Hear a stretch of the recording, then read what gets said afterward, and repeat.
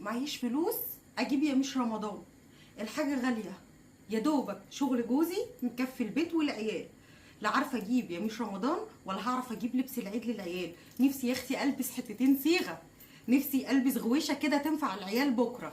ده انا عايزه فلوس عشان اجيب لبس العيد واجيب الكحك والبسكوت وكمان احتياجات المدارس الترم الجديد. لا ده شيله تقيله قوي ما تنفعش على اي راجل دلوقتي. الله يكون في عون الرجاله اللي قادره تكمل في بيوتها وتفتح البيوت. ستات كتيره قوي قاعده بتتفرج عليا وعلى غيري وعلى غيري. طب يا ست الكل ما تشتغلي وانتي قاعده على سريرك وكنبتك، مش هتخرجي ولا تسيبي بيتك ولا عيالك، وهتلبسي دهب وهتجيبي يميش وهتمسكي فلوس تجيبي كل اللي نفسك فيه. انتي كل اللي عليكي قاعده ماسكه التليفون. اسكتي، شفتي يا ام محمد ام رانيا جابت اليميش، شفتي يا ام محمد ام محمد جابت غويشه جديده، شفتي يا اختي ام نيازي جابت خاتم جديد. ساره وكل الناس اللي بتتفرجي عليهم على السوشيال ميديا هم مش احسن منك. زي ما ساره عملت فلوس من غير راس مال وكل الناس اللي فتحت على السوشيال ميديا، لا طب ما انا ابقى ست شاطره زيهم، بدل ما اتفرج عليهم واقول دي جابت ودي عملت، لا انا اعرف اجيب الفلوس ازاي وازاي اساعد جوزي وازاي احسن من مستوايا انا وعيالي وجوزي. الناس دي مش احسن مني على فكره. كل الناس اللي شغاله على السوشيال ميديا وانا اولهم يا جماعه، كل الناس دي شغاله عشان تحسن من مستواها المادي. كلنا لو عشنا على مرتبات جوازاتنا مش هنكمل الشهر، فلازم تحطي ايدك في ايد جوزك وانت قاعده وسط جوزك وعيالك من غير ما تركبي مواصلات، من غير ما تتبهدلي وانت قاعده على النت. هتلاقي نفسك بتشتغلي وبتجيبي فلوس من الهوا من غير اي تعب ولا مجهود، وكل ده ناس هتعلمهولك وانت قاعده في بيتك. طب مبسوطه قوي ان انا سبب فتح باب رزق لستات كتيره قوي من على صفحتي من خلال مبادره مكه. كلكم عارفين ان انا بقالي سنتين بعلن عن مبادره مكه لتوظيف الستات من بيوتها. يعني استحاله هتنزلي، مش محتاجه ان انت تكوني خريجه خريجه جامعات او معاكي شهادات او كورسات وانت قاعده في بيتك وسط ولادك من غير ما تتبهدلي في المواصلات. اللهم بارك، ناس كتيره قوي ربنا كرمها وفرحانه ان انا كنت سبب فتح باب رزقهم ده. عايزه اقول لكم اللي فاتح باب المبادره النهارده من شركه مكه لناس كانت واحده من متابعيني وقاعده بتتفرج عليا وشافتني وانا بقول لها اشتركي في شركه مكه واشتغلي واكسبي وانت قاعده في البيت مع عيالك زي الهانم. ليه يا ساره زي الهانم؟ لان هم بيدربوكي على كل حاجه وانت قاعده بتدخلي الجروب، بيعلموكي قبل ما تشتركي وتدفعي فلوس، بيعلموكي ازاي تشتغلي وتسوقي المنتجات للعميل وازاي توصلي المعلومه للعميل. ده غير ان شركه مكه المنظفات بتاعتها مشهوره جدا، لان كل الفنادق الكبيره بتستخدم المعطرات والمنظفات بتاعتها، كل فنادق مصر وكل الناس تعرف منظفات مكه. بيدوكي المنظفات بسعر الجمله، تمام؟ وانتي لما تعملي طلبيات كبيره وناس كتيره تطلب منك الطلبيه بتكلمي الشركه بيبعتوا الطلبيات دي للناس وانتي بتاخدي المكسب بتاعك. بيوفروا لك ازاي تودي الشركه بتوفر لك ناس تودي ازاي المنتجات للعميل البيت وانت قاعده في بيتك مش هتتحركي. بيعلموكي ازاي توصلي المعلومه وازاي تشرحي المنتج للعميل. طب الشغلانه دي حلال يا ساره؟ والله حلال الحلال.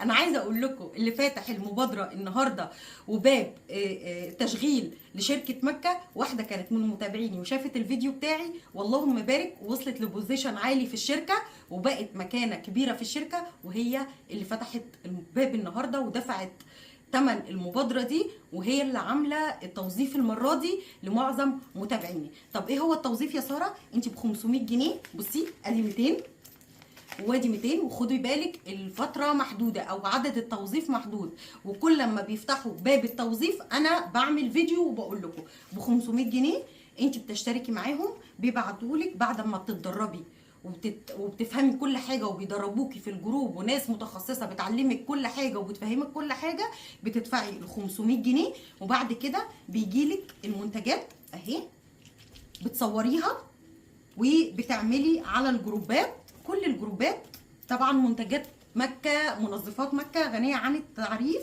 بصوا كده اهو اهو منظف وملمع ومعطر الارضيات ده مشهور جدا، تمام؟ المعطر الحرم المكي وده مشهور جدا في منتجات مكه ومنظفات مكه شركه مكه. وده كمان اهو سائل تنظيف الاطباق وكمان بميكس توت معطر، تمام؟ وكمان ملمع الخشب اهو اللي الناس ده مشهور جدا برضو من شركه مكه، كل الناس بتدور عليه. وطبعا مزيل الدهون بتاع البوتاجازات والستانلس والمواعين وكل حاجه قاهر الدهون. دي المجموعه اللي انت بتتدربي عليها وبتدفعي ال 500 جنيه بعد التدريب، وبيعرفيكوا كل حاجه، وبتاخدي بيهم البضاعه دي بتصوريها وبتعملي فيديوهات عنها وبتتكلمي عن المنتج وبتعملي مبيعات.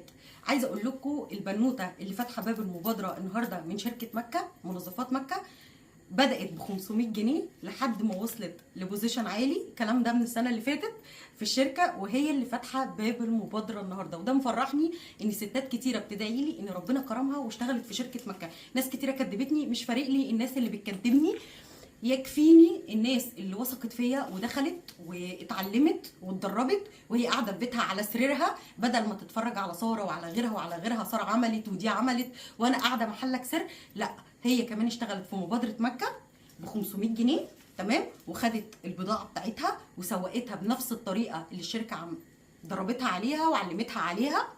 وبعد كده عملت مبيعات وخلت الشركه تبعتها للعملاء في البيوت، وهي خدت المكسب صافي من غير تعب ولا مجهود ولا مواصلات ولا سابت بيتها ولا جوزها ولا عيالها. خلصت شغل بيتها وطبخها وروقت اللي وراها وقعدت تشتغل في شغلها اللي هي بتسوقه.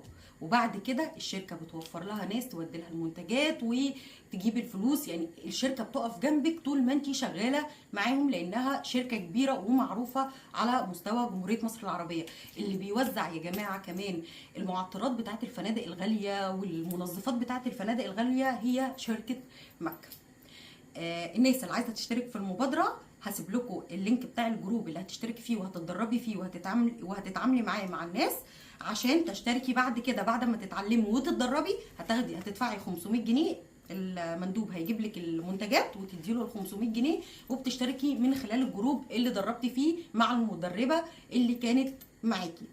ما شاء الله يا جماعه المبادره حلوه قوي قوي قوي وفتحت باب رزق لناس كتيره قوي.